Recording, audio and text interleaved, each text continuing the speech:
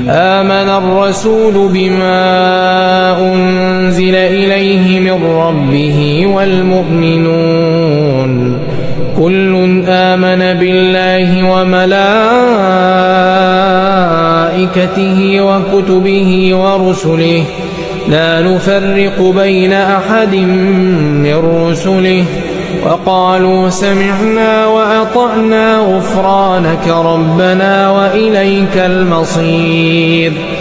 لا يكلف الله نفسا إلا وسعها لها ما كسبت وعليها ما اكتسبت ربنا لا تؤاخذنا إن نسينا أو أخطأنا